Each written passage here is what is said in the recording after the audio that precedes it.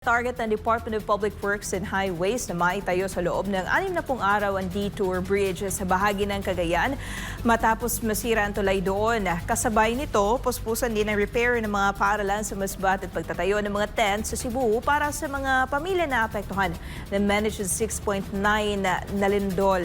Narito ang balita ni Margot Gonzalez. Kabi-kabila na ang ginagawang repair at rehabilitation ng DPWH sa mga lugar na tinamaan ng iba't ibang kalamidad. Sa Cagayan, ayon kay DPWH Secretary Vince Tison, itatayo sa loob ng 2 buwan ang detour bridge sa tabi ng nasirang Pigatan Bridge sa Alcala. Ito ay upang makatawid ang mga tao doon at hindi maantala ang pagpapadala ng mga kargamento ngayong panahon ng anihan. Ito ay a 40-ton bridge. Mas mataas pa ang kapasidad nito kaysa dun sa bumagsak na tulay na 18 tons lang. Magkakaroon din tayo ng mga alternative logistical route by sea, no?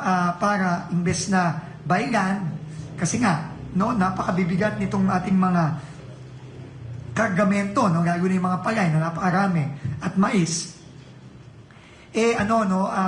Magkakaroon tayo ng alternative either by ship, by barge, mula Cagayan papuntang iba't ibang lugar, no?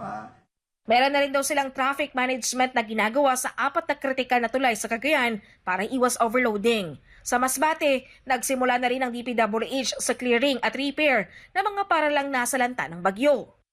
Pinapaspasan natin yung reconstruction at repair ng mga eskwelahan. Roughly 800 classroom ang nasira, no, dahil sa bagyo. Iba't iba ang extent ng damage. May mga major, may mga minor. So ginagawa na natin lahat yan sabay-sabay ngayon. Habang tuloy-tuloy naman ang pagtatayo ng tent para sa Cebu para sa mga pamilyang inilikas dahil sa lindol. Sa Bugo City, nasa 100 tent na ang naitayo para sa 80 pamilya, habang sa Medellin, nasa 66 na tent ang tapos nang maipatayo. Naibalik na rin ang supply ng kuryente sa mga naturang lugar. Sabi sa akin ng NEA, maglalagay din sila ng charging station tent para sa mga cellphone ng ating mga kababayan na nandyan ngayon.